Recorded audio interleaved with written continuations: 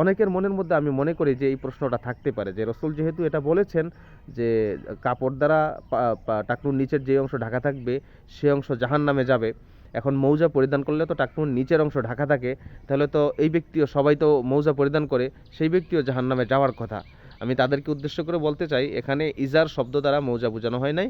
ইজার শব্দ দ্বারা পাজামা, লুঙ্গি বা প্যান্ট বা যেই পোশাক দ্বারা কোমরের নিচ থেকে একেবারে নিচের অংশ ঢাকা থাকে, সেই পোশাক দ্বারা যদি কারো টাকনুর নিচ পর্যন্ত ঢাকা থাকে, সেই অংশ জাহান্নামে যাবে। আসসালামু আলাইকুম রহমতুল্লাহি ওয়া বারাকাতুহু। প্রিয় দর্শক, আশা করি সবাই ভালো আছেন। এক ব্যক্তিকে তার কন্টেন্টের মধ্যে বলতে শুনলাম যে কাপড়ের যে অংশ টাকনুর নিচে থাকে সেই অংশ জাহান্নামে যাবে। সুতরাং মৌজার যেহেতু পায়ের টাকনুর নিচের অংশকে ঢেকে রাখে, সুতরাং যারা মৌজা পরিধান করবে তারা জাহান্নামে যাবে।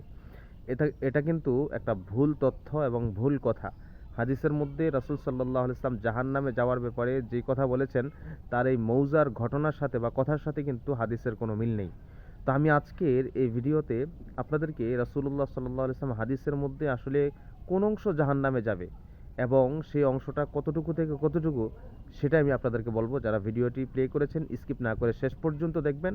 আশা করি এই উত্তরটা যদি আপনার জানা থাকে, তাহলে আপনিও অন্য কেউ আপনাকে এই ব্যাপারে প্রশ্ন করলে আপনি উত্তর দিতে পারবেন। তো হাদিস শরীফের মধ্যে রাসূলুল্লাহ সাল্লাল্লাহু আলাইহি ওয়াসাল্লাম বলেছেন, মা আসফালা মিনাল কাবাইনি মিনাল ইজারি ফিন্নার। ইজারের যেই অংশ টাকনুর নিচে থাকবে তা জাহান্নামে যাবে।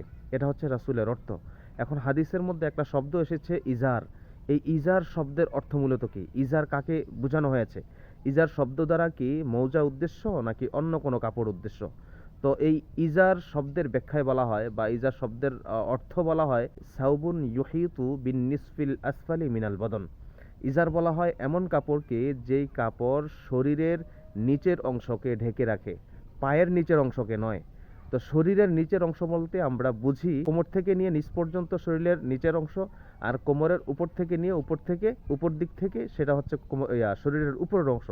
তো এখানে ইজার শব্দ দ্বারা বোঝানো হয়েছে কোমর থেকে যে পোশাকগুলো পরিধান করা হয় সেগুলো দ্বারা যদি আপনার টাকনু ঢাকা থাকে, সেগুলো জাহান্নামে যাবে।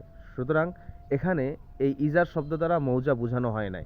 মূলত কোমর থেকে যে পোশাকগুলো পরিধান করা হয় সেই পোশাকগুলোকে বোঝানো হয়েছে। তা আমরা জানি যে কোমর থেকে যে পোশাকগুলো পরিধান করা হয় সেগুলো হচ্ছে আপনার লুঙ্গি, পাজামা, প্যান্ট। তাহলে আমাদের এখন বিষয়টা ক্লিয়ার হয়ে গেল যে আসলে রাসূল সাল্লাল্লাহু আলাইহি ওয়াসাল্লাম হাদিসের মধ্যে যে বলেছেন, মা আসফালা মিনাল কাবাইনি মিনাল ইজারি ফিন্নার, ইজারের যেই অংশ টাকনুর নিচে থাকবে সেই অংশ জাহান্নামে যাবে। আর এই ইজার শব্দ দ্বারা এখানে মৌজাকে বোঝানো হয় নাই, বরং বোঝানো হয়েছে কোমরের নিচ থেকে, অর্থাৎ শরীরের নিচের অংশ যে কাপড়গুলো ঢেকে রাখে সেই কাপড়গুলোকে বোঝানো হয়েছে। আর শরীরের নিচের অংশ ঢেকে রাখে সেই কাপড়গুলো হচ্ছে পায়জামা, লুঙ্গি, প্যান্ট অথবা এই জাতীয় যেই পোশাক যেগুলো দ্বারা মানুষ শরীরের নিচের অংশ ঢাকে। সুতরাং যে ভদ্রলোক বলেছেন যে যেহেতু কাপড় দ্বারা টাকনুর নিচের অংশ ঢাকা থাকলে সেই অংশ জাহান্নামে যাবে, সুতরাং যারা মৌজা পরিধান করে তারাও জাহান্নামে যাবে, তার এই কথাটি সম্পূর্ণ ভুল এবং হাদিসের অর্থের বিপরীত, হাদিসের ব্যাখ্যার বিপরীত, পুরো হাদিসের শব্দের বিপরীত। সুতরাং অনেকের মনের মধ্যে আমি মনে করি যে এই প্রশ্নটা থাকতে পারে যে রসুল যেহেতু এটা বলেছেন যে কাপড় দ্বারা টাকনুর নিচের যে অংশ ঢাকা থাকবে সে অংশ জাহান্নামে যাবে। এখন মৌজা পরিধান করলে তো টাকনুর নিচের অংশ ঢাকা থাকে, তাহলে তো এই ব্যক্তিও, সবাই তো মৌজা পরিধান করে, সেই ব্যক্তিও জাহান্নামে যাওয়ার কথা। আমি তাদেরকে উদ্দেশ্য করে বলতে চাই, এখানে ইজার শব্দ দ্বারা মৌজা বোঝানো হয় নাই। ইজার শব্দ দ্বারা পাজামা, লুঙ্গি বা প্যান্ট বা যেই পোশাক দ্বারা কোমরের নিচ থেকে একেবারে নিচের অংশ ঢাকা থাকে, সেই পোশাক দ্বারা যদি কারো টাকনুর নিচ পর্যন্ত ঢাকা থাকে, সেই অংশ জাহান্নামে যাবে।